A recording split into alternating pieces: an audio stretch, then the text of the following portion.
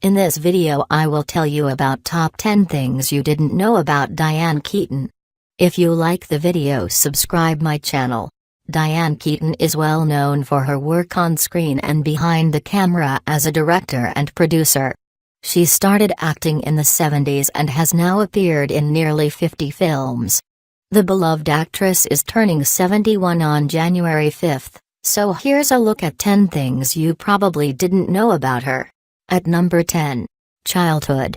Diane Keaton was born Diane Hall on January 5, 1946 in Los Angeles. In the 50s her family moved to a suburban neighborhood in Santa Ana, California, which is where she grew up with her 3 siblings, a brother Randy, and 2 sisters, Robin and Dory. Her father, Jack Hall, was a real estate broker and her mother, Dorothy, was a housewife. Her mother won the Mrs. Los Angeles pageant for homemakers in the mid-50s, which inspired Keaton to become an actress. She went to college as an acting student after high school, but soon dropped out to pursue a career in New York City. At number 9. Crush on Jack Nicholson. Today Keaton and Jack Nicholson are close friends, but there was a time when she thought of him as the one that got away. When she first met him 30-some years ago while working on the film Reds, she admitted she couldn't be his friend because she wanted something more from him, but she just wasn't his type. In 2003 they were cast together in the film Something's Got to Give, which kindled a friendship. 10 years after, they ended up becoming quite close friends as he lives down the street from her, so they meet on a regular basis for lunch. In her memoir, Then Again, she revealed that he gave her some of his financial stake in their film. At number 8. Relationship with Al Pacino. One of Keaton's most talked about relationships was her on-again off-again relationship with her Godfather co-star, Al Pacino, in the 70s and 80s. I was really very taken with Al from the very beginning. Our relationship was absolutely wonderful in some ways, but is he the love of my life? No, not really, because he wasn't the love of my life. He was the love of that time of my life, she said in an interview with The Telegraph. The first time she met Pacino was in a bar in New York before filming began, and Keaton admits she fell completely in love with him, but when filming ended, so did their romance. I kept trying to figure out what I could do to make him mine. He was never mine. For the next 20 years I kept losing a man I'd never had, she said. At number 7. Struggled with bulimia. In Keaton's memoir, Then Again, she talks about her struggle with bulimia.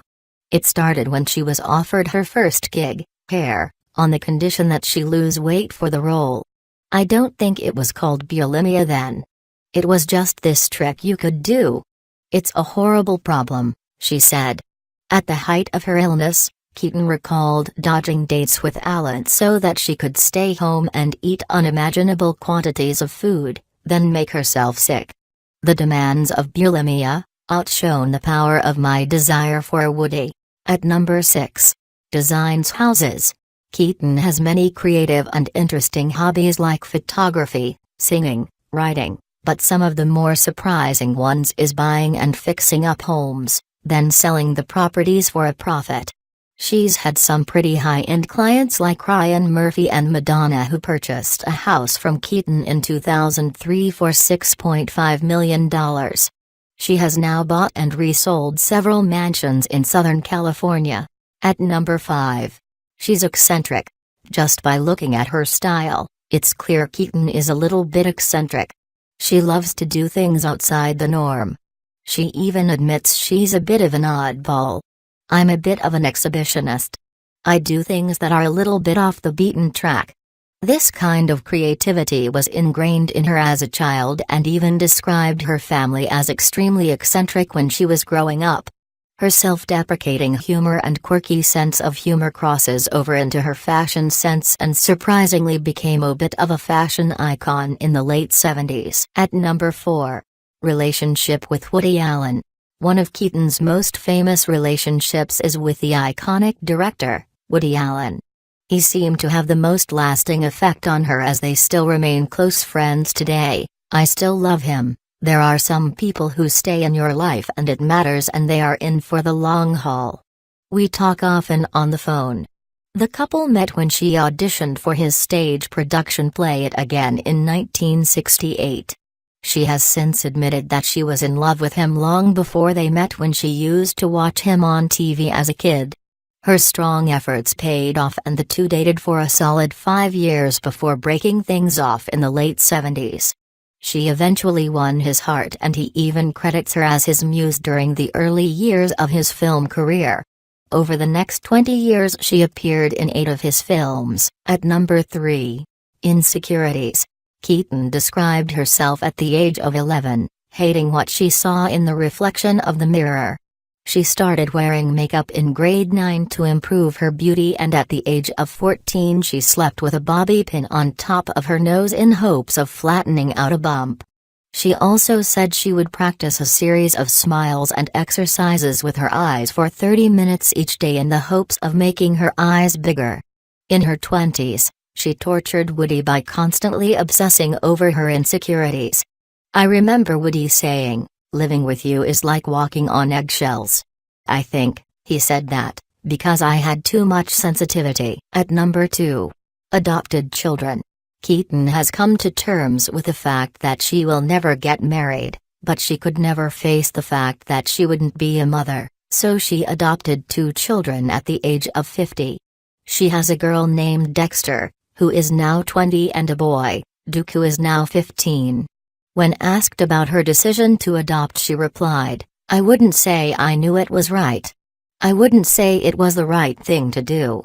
I'm glad I did it. It's right now. But then? I just thought, if you don't, who are you? Without having tried to do something that someone did for you? When I think what my mother did, she gave me this gift." At number 1. Marriage. In an interview with The Telegraph, Keaton talked about marriage and how when she was a little girl she longed to be married. "I remember watching the actress, Myrna Loy, being interviewed and somebody said, 'It's too bad you're not married anymore.' And she said, 'I don't want to be married anymore, not at all.' And I remember thinking, how sad, how could anybody come to that?